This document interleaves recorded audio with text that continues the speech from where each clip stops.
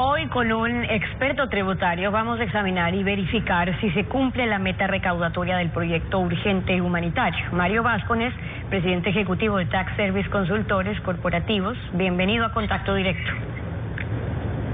Buenos días, Steffi, muchas gracias. Buenos días también. Ustedes han hecho un estudio que se refiere a empresas de las cuales dependen los salarios de las personas en relación de dependencia que también pagan impuestos. ¿El solo anuncio de los nuevos tributos ya ha causado una baja en las recaudaciones del 2019? Bueno, existe un artículo, un estudio que realizó el doctor León Roldós, que establece o que dice que hay una recaudación de aproximadamente 500 millones que ha disminuido en impuesto a la renta, producto del anuncio de que la contribución solidaria la contribución humanitaria, en lugar de ser sobre el año 2018 iba a ser sobre el 2019. Como en estos días, en los meses de abril, mientras se discutía la nueva reforma o la ley humanitaria, todavía no se presentaba el impuesto a la renta, eso aparentemente habría causado que disminuya ese monto las recaudaciones. En otras palabras, se pretendía recaudar 430 millones por la contribución humanitaria, pero eso se va a perder al haber caído la recaudación por impuesto a la renta del 2019 en aproximadamente 500 millones. Ahora, el estudio en el que ustedes trabajan, en cambio, presenta algunos escenarios con pérdidas, por ejemplo, de 7 meses de ventas de las empresas grandes, de las empresas medianas, que representan el 95% de la recaudación del SRI. ¿Qué resultados fueron obteniendo en los diferentes escenarios?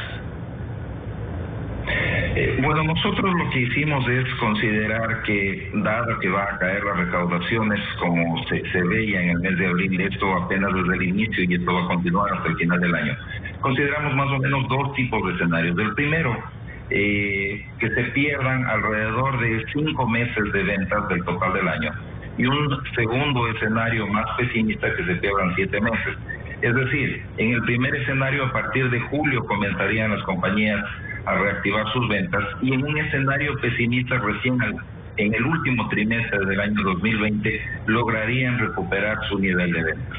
Ahora, veamos los encuadros en los números. Los 3 impuestos con mayor recaudación anual, según lo reportado el año pasado, fueron el impuesto a la renta, el IVA y el ISD. Estos fueron el 88% de la recaudación reportada, pero en realidad los que más generan impuesto a la renta e IVA, esos dos. ¿Cuáles son los resultados del estudio en lo que pasará con esos dos impuestos principalmente? Sí, de las evaluaciones que nosotros hemos hecho, va a existir una baja importante de las recaudaciones de entre 2.600 millones y 3.200 millones. En el cuadro que se presenta podemos ver claramente los efectos. En este caso estamos analizando y estamos viendo que hay una baja de 13.5% de las recaudaciones comparando el año 2019 con el año 2020. Estas son las cifras presentadas por el Servicio de Rentas Internas. Pero como les decía, esto solamente es la punta del iceberg. Luego nosotros hicimos un análisis en el que llegamos a determinar, respecto al impuesto a la renta, por ejemplo, dijimos que las ventas podrían caer, como le explicaba al inicio, 5 meses o 7 meses. Si cayesen 5 meses, estamos considerando que las compañías van a tener la flexibilidad de los costos variables poder también bajar en un monto similar. Sin embargo, los gastos fijos probablemente no van a poder bajar, como por ejemplo las depreciaciones, con lo cual las recaudaciones van a caer ostensiblemente. En el caso del IVA, que es el monto más alto de la recaudación, van a caer entre 1.600 y 1.900 millones de dólares, es decir, entre un 24% y un 30%. Este es el monto más importante de caída en las recaudaciones, porque evidentemente al no haber ventas, las empresas van a quedar sobreestoqueadas y las importaciones van a caer dramáticamente. Las empresas grandes y las empresas medianas, si representan el 95% de la recaudación societaria anual en materia de impuesto a la renta, entonces, cuando se dice que no se afecta a la gran mayoría, sino este pequeño porcentaje, lo que estamos viendo entonces que sí a largo plazo se está afectando a los que generan ese alto porcentaje de recaudación. Eso significa que esas empresas mañana producen menos, invierten menos, pero lo más importante, si hablamos de recaudación, van a tributar menos y afectando así al fisco y a la recaudación que en teoría es para beneficio de todos. Correcto, depende en estadísticas como usted quiera verlo. Si usted quiere ver por número de empresas, es un número muy reducido. Si usted quiere ver por recaudaciones, el 95% de las recaudaciones de impuesto a la renta la generan las empresas medianas y grandes.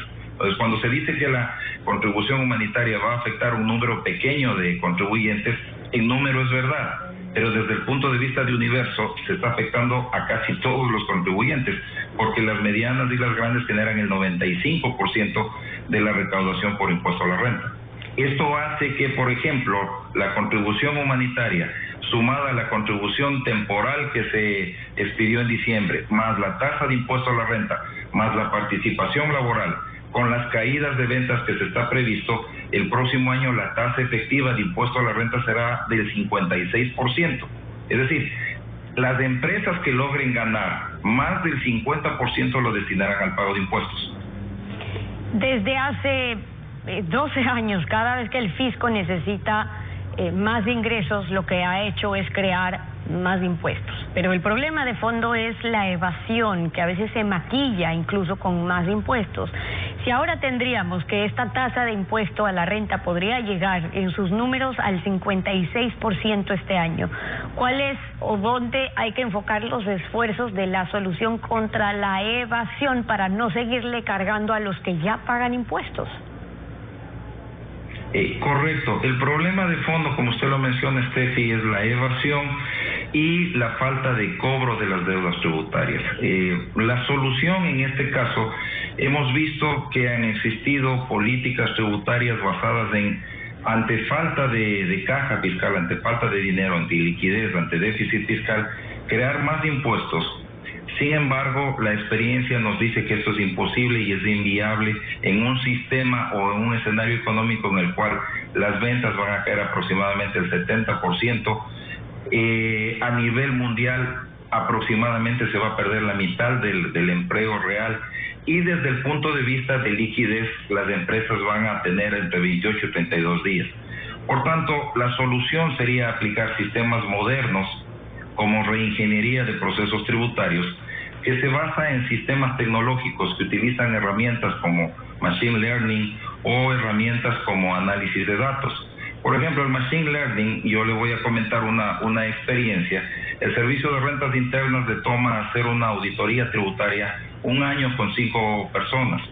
Con sistemas modernos como el Machine Learning, usted puede hacer una revisión de 1000 compañías en 15 días. Eso por poner un ejemplo, porque llama la atención que usted habla de que en su estudio que cada mes el país pierde alrededor de unos $200 millones por la falta de implementación de procesos inteligentes de recaudación. Es decir, ahí estaríamos viendo el impacto.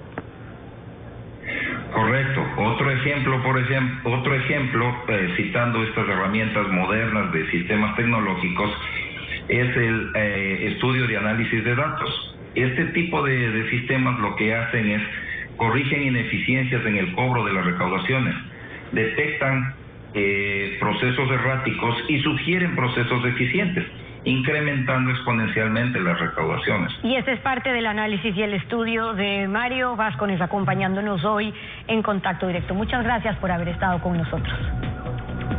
Gracias a ustedes, Stephanie. Una pausa, regresamos con